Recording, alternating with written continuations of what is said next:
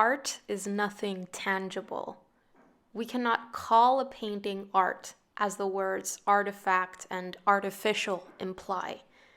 The thing made is a work of art made by art, but not itself art. The art remains in the artist and is the knowledge by which things are made. This is a quote by Ananda Coomaraswamy. I was chatting with a non-artist family member over Skype the other day, and she asked me this question that I've received many times throughout my art journey. And this is, aren't you sad to part with your paintings after someone buys them? They probably took you so much time and energy to create. My answer to that question is always no. And I have three main reasons why this is, and usually I provide one of them or two of them or even three. It depends on the situation and the person asking and whether I really want to get into it and create a conversation. But I want to share these three reasons with you and get into a couple of them because they have to do with these common struggles and issues that so many of us artists go through, which is overcoming perfectionism and learning to value the process over that final product. I know that so many of my community members and friends struggle with this, and it was something that was a problem for me in the beginning as well. And so I want to get into a couple of these reasons more in depth. But before getting into that, I want to share the three main reasons that I have given to the people asking this question why I never have an issue with parting with any of my artwork when someone buys it. So reason number one is it makes me insanely happy to know that one of my pieces is hanging up in someone's space and is bringing them smiles and inspiration every single day. Reason number two is if I created that piece, I have everything I need inside of me to create another one, a better one even. And number three, I know that any final painting I create is simply the result of process and of my art journey at a macro level. And no one can take what I've learned and developed along the way from me. And getting into these last two reasons, which are the ones that I feel have to do with letting go of that perfectionism and really valuing process over that end product. What I want to share with you today is that once I allowed myself to fully give into my art journey and stopped teeter-chattering or having one foot in and one foot out, what I've learned along the way as I've continued growing and improving my skills and getting to know myself artistically is that the drawings and the paintings that I create along this journey are all byproducts of something even larger that's taking place behind the scenes. I've learned that my artwork, if I allow it to be, is ever flowing and the result of something that is in constant development inside of me as I continue on my journey. When I was first getting started and I was still very inconsistent, I really wasn't prioritizing my art that much yet. I was always making excuses because I was still in that last highly demanding full-time job and everything I had to do outside of that. And I went into every new single drawing or painting with super high expectations of myself, even though I had done no previous planning or preparation at all, even though maybe I had no practice with the medium or the subject on hand or anything. I expected to create these amazing masterpieces.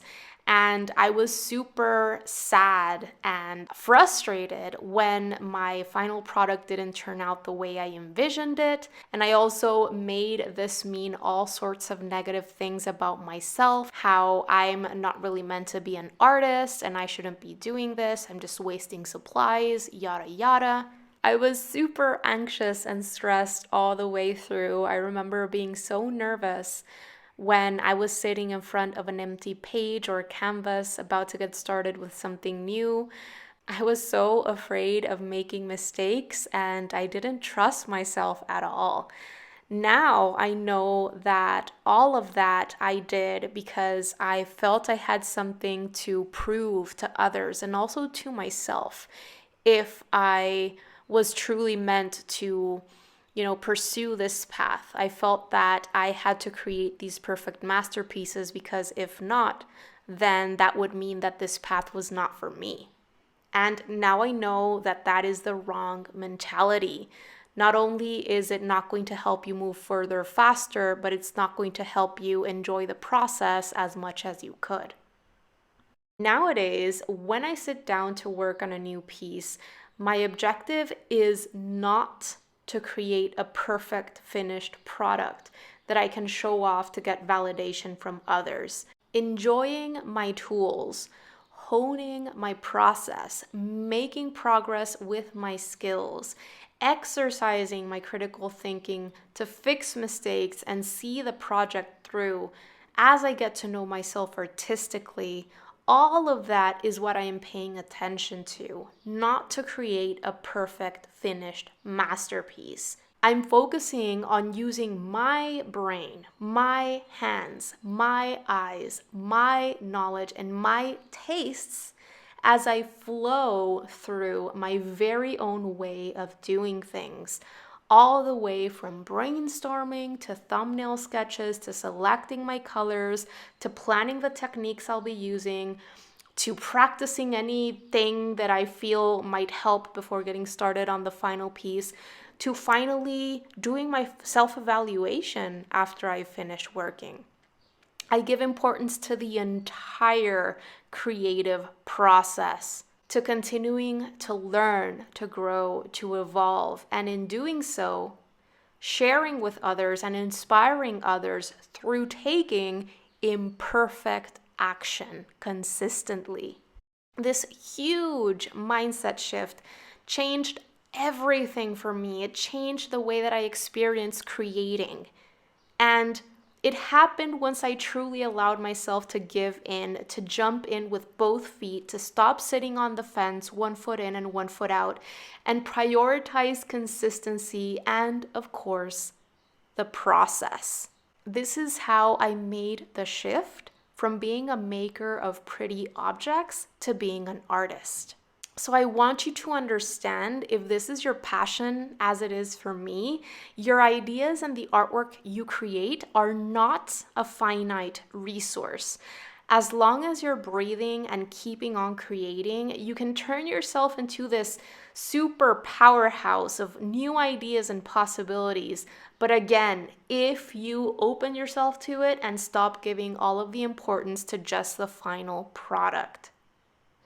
Your drawings, paintings, or whatever it is you create are incredibly valuable and one of a kind.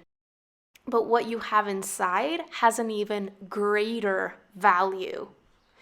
The way you see the world, the way you make connections, the way you think and feel, everything you have inside that allows you to create the way that you and only you create, that matters even more and is what you should be focusing on developing alongside the cold artistic skills that'll help you see your visions through. Great artwork, original artwork that has yourself in it and is meaningful for you, will come as a result of that. Not to mention, you'll enjoy your journey so much more. So instead of continuing to look back to the pieces you've already created, keep looking forward and don't be afraid to make mistakes and to explore, because that's how you get to know yourself artistically and that's how we grow. Get excited by the work that you have yet to create and to the development that's yet to come for you.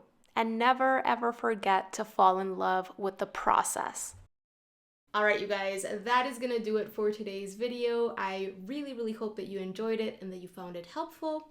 And if you did, pretty please make sure to give this video a thumbs up. because it really helps support the work that I am doing here on YouTube and helps others get to know about my channel. Thank you so much for watching today. Don't forget to subscribe and click on that little bell so that you can be notified of when I share my new videos, which happens every single week.